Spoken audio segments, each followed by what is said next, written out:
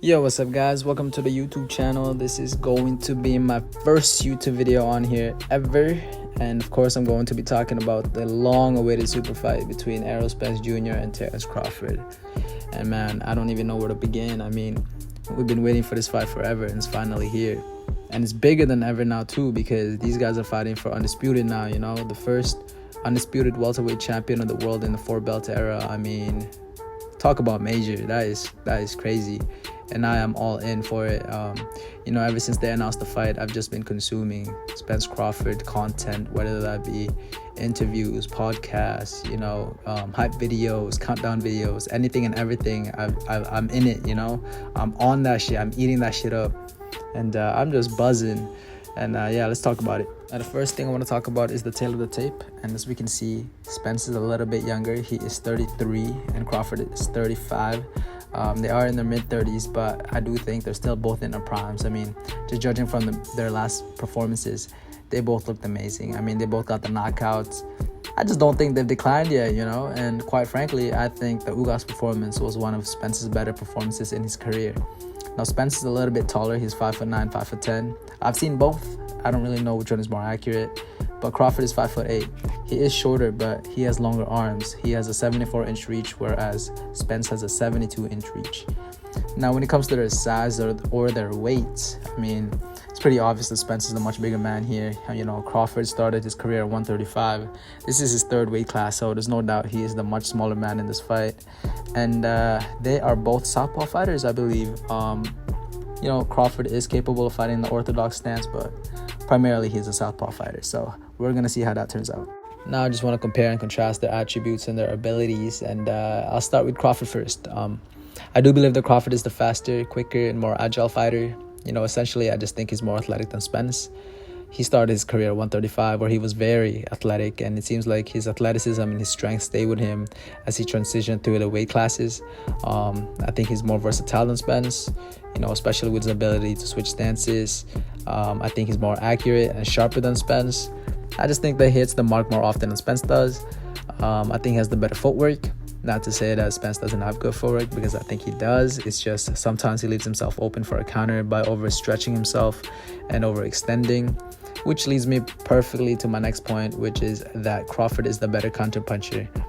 I mean, this guy is known for his counterpunching, man. He's dropped his opponents with counterpunches, and he's ended fights with counterpunches. All in all, ultimately, I just think that Crawford has a deeper offensive bag. I mean, his offensive arsenal is almost unlimited. He can literally do it all. He can fight going forward, going backwards. He can box, he can brawl.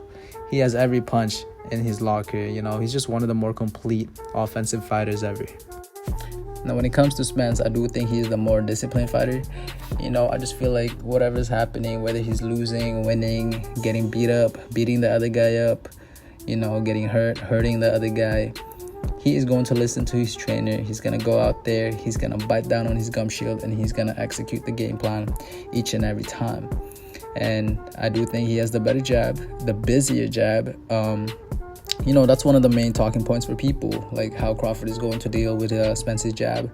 I do think Spence is a better body puncher and inside fighter. Not really disputable there. That's one of Spence's specialty. And I actually happen to think that Spence is the harder hitter. Don't get me wrong, like Crawford can crack. Like, he has 30 knockouts, but I think what makes him a dangerous puncher is his accuracy and timing. He hits you when you need to get hit and where you need to get hit in order to put you down. Whereas Spence has this clubbing, concussive, bruising power, you know what I mean? Like, he is the bone breaker, the eye collector. He's the type to wear you out and break you down. And I also think that Spence has the better defense. Now, they do both get hit a fair amount of times, but fundamentally, I just like what I see from Spence better. His hands are always up, and you can expect him to retract his hand back to his face after throwing. Even Porter said that Spence's defense is better because he has better punch anticipation. Now, in addition to this, even if you do get through his guard or his defense, Spence has an iron chin, man. Like, this guy is so durable. He has been called the Terminator numerous times, and that's for good reason. He can really take a punch, man. Like, he's taking hits from Kell Brook, walk through them. punches from Danny Garcia, Ugas, and Porter walk through them. Like, I don't think I've seen him hurt. Maybe he's been stumbled, maybe he stumbled a couple times, but it only really just takes him a couple seconds to recuperate, and then he goes right back in there, man. When it comes to the gas tank and IQ level, I actually think they're fairly equal in that department. Some people will argue that Spence has the better gas tank because of his high work rate and how his performance level doesn't drop as the fight goes on. But, you could say the same thing about Crawford, right? When was the last time you seen this guy tired? And I feel like Crawford's style uses a lot of energy as well. He's mobile in the ring. He moves around a lot, but I've never really seen him tired. And most people would say that Crawford is way smarter than Spence, but I wouldn't say that's true either, because maybe he does make the more obvious and eye-catching adjustments, but trust me when I say that Spence makes adjustments in there as well. You can't be undefeated if you don't make adjustments mid-fight. Now, very quickly, I just want to touch up on what's been said by both fighters leading up to the fight so far.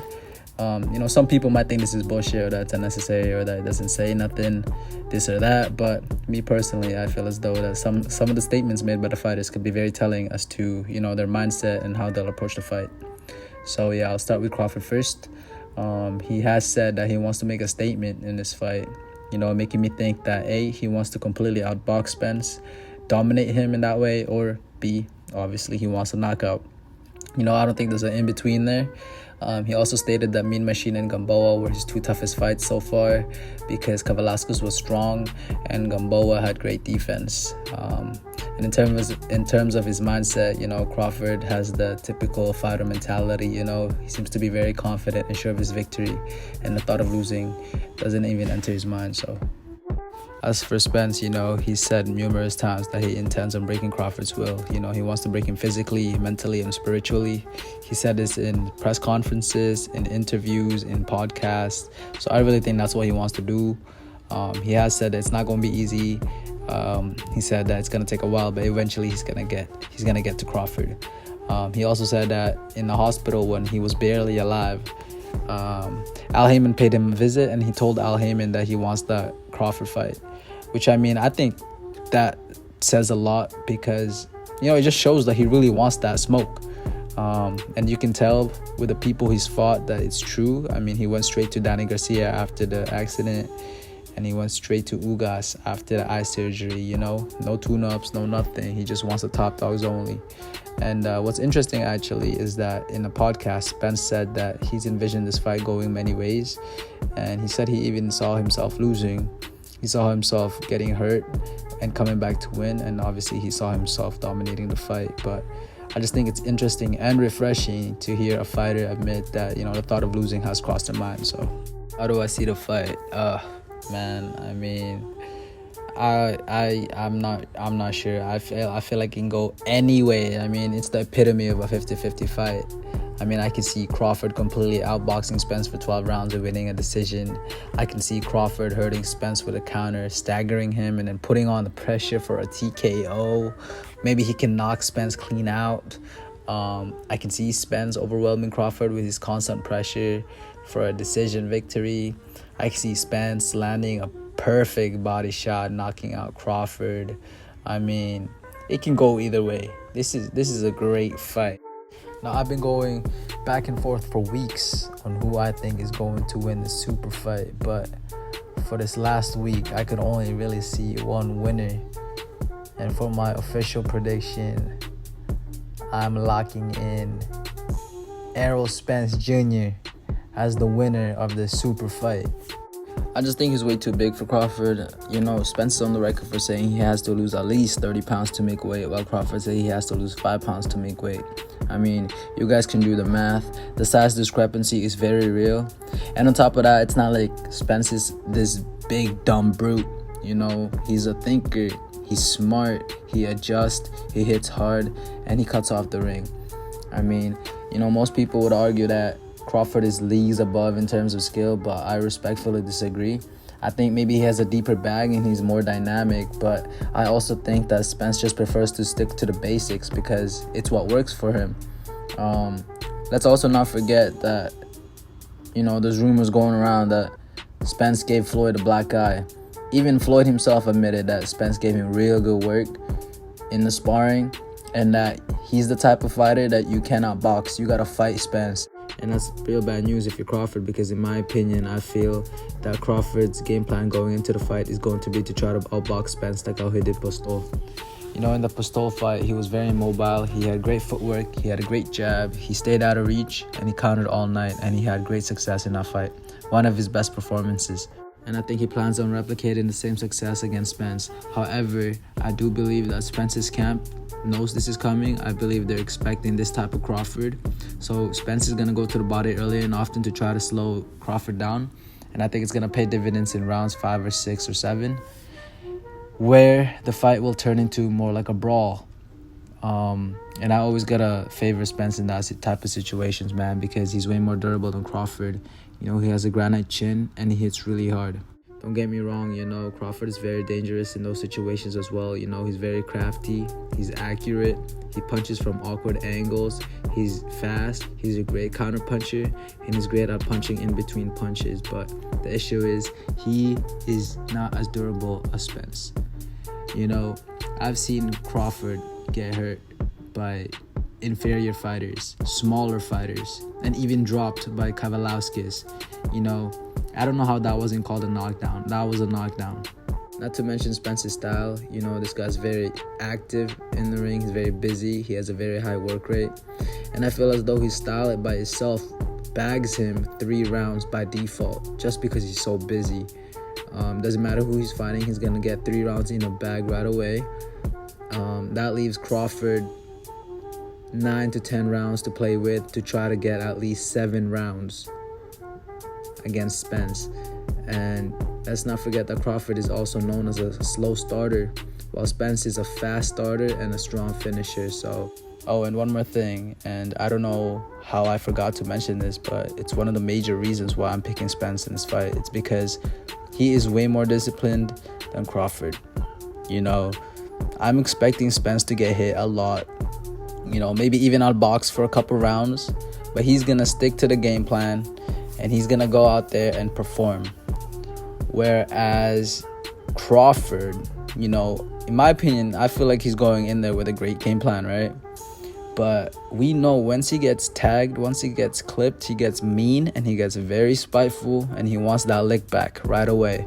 I feel as though once he gets hit, he's going to throw the game plan away and he's going to want to brawl with Spence. He's going to want to get that get back.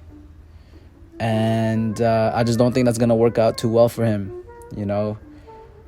So I think that's one of the biggest reasons why he's going to lose this fight. It's because he loses his cool. And he also said he wants to make a statement. I feel like he wants to beat Spence in his own game. And I just don't think that's going to work out too well for him. But, you know, it's going to be a great fight regardless. And as I've said, I've been going back and forth for weeks on who I think is going to win this fight. So if Crawford won, I would not be shocked at all. In fact, honestly, I feel like his chances of winning are higher than Spence's. If he fights a disciplined fight, I think he can take it and he can make it look easy. You know what I mean? But on July 29th, I'm just expecting Crawford to be the Crawford that we know. You know, the guy that loses his cool once he gets tagged. And once he does that, he's going to get into firefights. He's going to get hit even more. He's going to lose his chill even more. And his chances of winning are going to dwindle down every single round. And that's why I think Spence is going to win. But anywho, I feel like it's going to be a great fight regardless of the winner. You know, the dynamic between these two is kind of like Kobe versus Tim Duncan. You know, Spence is the Tim Duncan in this comparison. Very fundamentally sound. Very quote-unquote boring, but effective. While Crawford is Kobe, the more dynamic scorer, the guy that has a deeper bag. You know, effective as well. So it's going to be a great fight, and I really can't wait. So July 29th, man, I'm so excited. Thank you guys for watching, and let me know who you guys got and what you think of the video.